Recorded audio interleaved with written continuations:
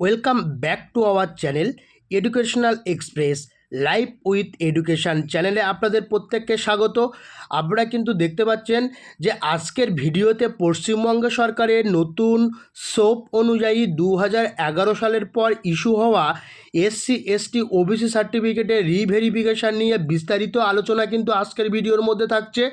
অনেকেই ভাবছেন পুরানো সার্টিফিকেট আবার যাচাই হবে বা বাতিল হয়ে যাবে, আসলে এটা কিন্তু সরকারি নির্দেশে বলা হয়েছে। তো এখানে আজকের কি দেখব যে সোপ কি, কারা এর আওতায় পড়বেন, রিভেরিফাইড এবং ফাউন্ড জেনুইন মানে কি, নট জেনুইন ক্যান্সেলড হবে কি, ডেলিস্ট ওবিসি নিয়ে সোপ কি বলছে, সাধারণ মানুষকে নতুন আবেদন করতে হবে কিনা, এবং গুজব নয় সরকারি লাইভ নথি সহ প্রমাণ কিন্তু আপনাদের সামনে উপস্থাপন করব।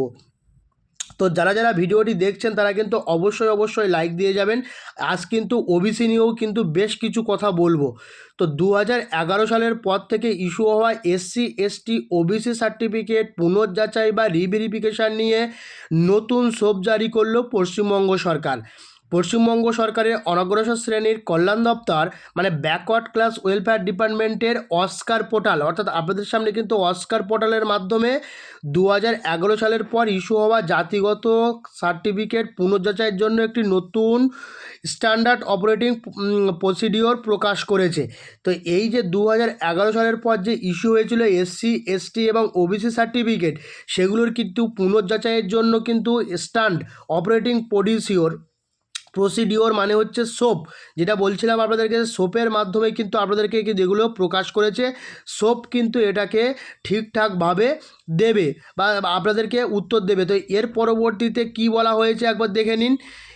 তো এর পরবর্তীতে বলা হয়েছে কি উল্লেখ করা হয়েছে এখানে সোপ থেকে কি উল্লেখ করেছে দেখুন। এসডিও এবং ডিডব্লিউও কলকাতা লগ ইনের নতুন ব্যবস্থা, যাচাইয়ের পর সার্টিফিকেট সঠিক হলে রিভেরিফাইড এবং ফাউন্ড জেনুইন হিসাবে চিহ্নিত করা হবে। 3 হচ্ছে ভুল বা অযাচিত সার্টিফিকেট হলে রিভেরিফাইড এবং নট ফাউন্ড হিসাবে চিহ্নিত করা হবে। তো এই জিনিসগুলো আপনারা কিন্তু টোটালি বুঝতে পারছেন যে এর পরপর যে বিষয় সেটা হচ্ছে যে কীভাবে উল্লেখ করবে। ভুল বা অযাচিত সার্টিফিকেট হলে রিভেরিফাইড এবং ফাউন্ড নট জেনুইন হিসাবে চিহ্নিত করা যাবে, এটা আপনারা বুঝতে পারলেন।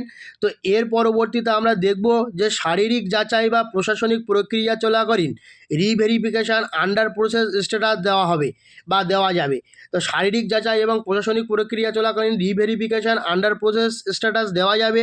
এবং আরেকটা জিনিস কি বলবো, যে এখানে কিন্তু প্রয়োজন হলে সংশ্লিষ্ট অফিসার মন্তব্য বা রিমার্কস যোগ করতে পারবেন। তো যে সমস্ত অফিসাররা এটার পক্ষে থাকবেন তারা কিন্তু তাদের নিজস্ব মতামতটা যোগ করতে পারবেন, সেটা কিন্তু অনলাইনে দেখা যাবে।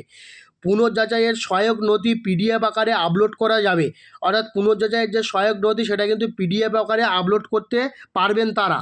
সার্টিফিকেট বাতিলের ব্যবস্থা, যদি কোনো সার্টিফিকেট ভুয়ো বা অযোগ্য বলে প্রমাণিত হয় তাহলে সেটিকে ক্যান্সেলড হিসাবে চিহ্নিত করা হবে এবং তা পূর্ববর্তী ক্যান্সেলেশন মডিউলে পাঠানো হবে। নতুন রিভেরিফিকেশান অফ ইস্যু সার্টিফিকেট অপশান, 2011 সালের পর ইস্যু হওয়া সমস্ত সার্টিফিকেট প্রশাসনিক লগ ইনের নতুন একটি ড্যাশবোর্ডে দেখা যাবে। এখান থেকে যাচাই প্রক্রিয়া কিন্তু পরিচালিত হবে। তো এরপর বলছি ইনকোয়ারি অফিসারের ভূমিকা। এখানে কিন্তু ইনকোয়ারি অফিসারের ভূমিকার মধ্যে বিডিও, এসডিও, ডিডব্লিউও প্রয়োজনে ইনকোয়ারি অফিসার নিয়োগ করতে পারবেন। 2 নম্বর পয়েন্ট হচ্ছে ইনকোয়ারি অফিসার মাঠ পর্যায়ে তদন্ত এবং নথি যাচাই করবেন। 3 নম্বর হচ্ছে তদন্ত শেষে রিপোর্ট প্রয়োজনীয় নথি অস্কার পোর্টালে আপলোড করবেন। বিষয়টা আপনাদেরকে বোঝাতে পারছি। যারা যারা এই চ্যানেলে নতুন আছেন তারা কিন্তু অবশ্যই চ্যানেলটিকে সাবস্ক্রাইব করে রাখবেন। 4 নম্বর হচ্ছে শারীরিক যাচাই বা সার্টিফিকেট সঠিক পাওয়া গেল কিনা তা সংশ্লিষ্ট কর্তৃপক্ষের মাধ্যমে ফরওয়ার্ড করা হবে। আর একটা হচ্ছে ভুয়ো প্রমাণিত হলে নির্ধারিত সময় অনুযায়ী পরবর্তী ব্যবস্থা গ্রহণ করা হবে। এরপরে বিডিও, ওসি ও বিডিও লগ ইনটা কী বলছে, তদন্তকারী অফিসারের কাছ থেকে রিপোর্ট পাওয়ার পর এই বিডিও এবং ওসি সংশ্লিষ্ট আবেদন যাচাইয়ের করে এসডিও বা ডিডব্লিউ এর কাছে চূড়ান্ত সিদ্ধান্তের জন্য পাঠাবেন। এর পরবর্তীতে এমআইএস রিপোর্ট ও স্ট্যাটাস ট্র্যাকিংটা কি, পুনর্যাচাই সংক্রান্ত বিভিন্ন পরিসংখ্যান রিপোর্ট এবং সার্টিফিকেটের বর্তমান অবস্থা, মানে genuine, not genuine, cancelled, under process, সহজেই এগুলো কিন্তু দেখা যাবে এমআইএস রিপোর্ট বা স্ট্যাটাস ট্র্যাকিং করলে। সেটা 12 জুন 2026 তারিখে জারি হওয়ায় এই নির্দেশিকা অনতিবিলম্বে কার্যকর করার নির্দেশ কিন্তু দেওয়া হয়েছে। সেটার নোটিফিকেশান আমি প্রথমেই আপনাদেরকে দেখিয়েছি, ওই নোটিফিকেশান মারফত কিন্তু এটা হবে। এরপরে আমরা আসবো ওবিসি নিয়ে। ওবিসি সংক্রান্ত কি বলতে চেয়েছে দেখুন। তো আপনারা দেখতে পাচ্ছেন ওবিসি সার্টিফিকেট যাচাই নিয়ে নতুন গুরুত্বপূর্ণ তথ্য অনেকেই ভুল বুঝছেন। সম্প্রতি পশ্চিমবঙ্গ সরকার backward classes welfare department Oscar পোর্টালে 2011 সালের পর ইস্যু হওয়া কাস্ট সার্টিফিকেট পুনরায় যাচার বা রিভেরিফিকেশন করার জন্য সোপ জারি করেছে। এই নির্দেশ প্রকাশের পর অনেকের মধ্যে আতঙ্ক ছড়িয়েছে যে পুরানো ওবিসি, এসসি, এসটি সার্টিফিকেট নাকি আবার যাচাই হবে কিংবা বাতিল হয়ে যাবে। তো এর পরবর্তীতে আমরা দেখব রিভেরিফিকেশান অফ ইস্যু সার্টিফিকেট 2011, অর্থাৎ মডিউলে 2011 সাল থেকে ইস্যু হওয়া সার্টিফিকেটগুলি দেখা যাবে ঠিকই, কিন্তু সেখানে স্পষ্টভাবে উল্লেখ করা হয়েছে except the certificate of presently delist OBC classes, অর্থাৎ কি বর্তমানে যে ওবিসি শ্রেণীগুলি আদালতের রায়ের ফলে ডিলিস্ট বা বাতিল হয়েছে তাদের সার্টিফিকেট এই রিভেরিফিকেশান মডিউলের আওতায় আনা হচ্ছে না। এই বিষয়টা কিন্তু মাথায় ভালোভাবে ঢুকিয়ে নিন।